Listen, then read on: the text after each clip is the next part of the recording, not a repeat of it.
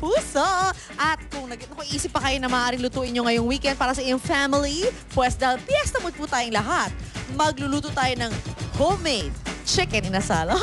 Sa tulong ng ating resident chef, si Chef Tristan at Carnacion. Ganun po kami ka-happy. Hi, Chef! Good morning! How are you? I'm good, I'm good. Nakakain na po ako ng inasal kanina, luto niya. Okay, so, chicken inasal. Ito na, so hindi na natin na kailangan lumayo pa or pumunta pa sa, of course, kung saan nag-originate ang chicken inasal. Bacolod? Bacolod, di ba? Oo. Pwede na natin itong gawin sa ating mga tahanan. Bahay lang. Pero ano mga ingredients natin kailangan? Kailangan lang natin, of course, chicken, leg or chicken quarters or in breast. Pwede. Oo. Basta, we have here anato oil or chete na biniris lang natin sa mantika. Oh, pero nabibili naman nila sa mga, di ba? Sa mga palengke, ganun, grocery. Okay. And then? Lagyan lang natin ng, of course, toyo. Toyo. Love it. Soy sauce. Soy sauce.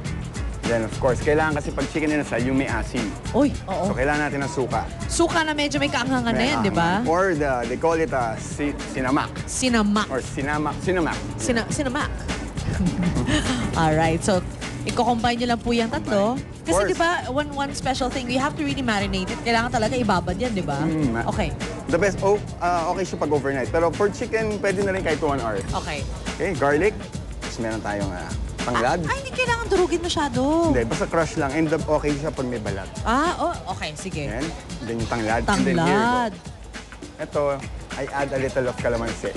Para magkaroon ng asim ng konti? Asim pa. And of course, yung parang, yung tang, tangy taste and flavor. Yan. And then? Okay.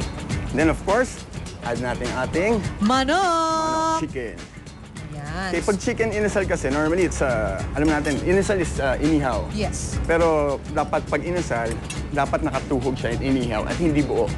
Parts yan. Yun ang traditional. Yun ang inasal.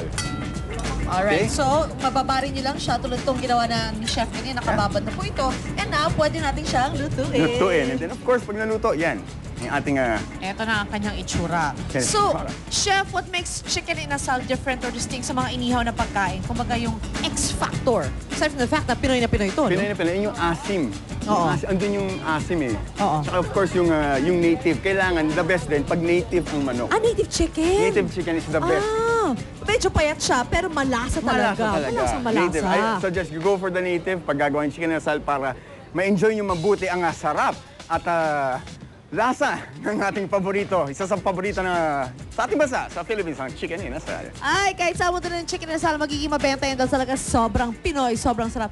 Obviously, kumakain sila. Naka-second round na po si Suzy, si Kuya Lar, at si Luan. Ngayon, first time ni Pia for this morning. Pero lahat kami nakakain na. Sige nga, pakita nga isa kagat, Pia.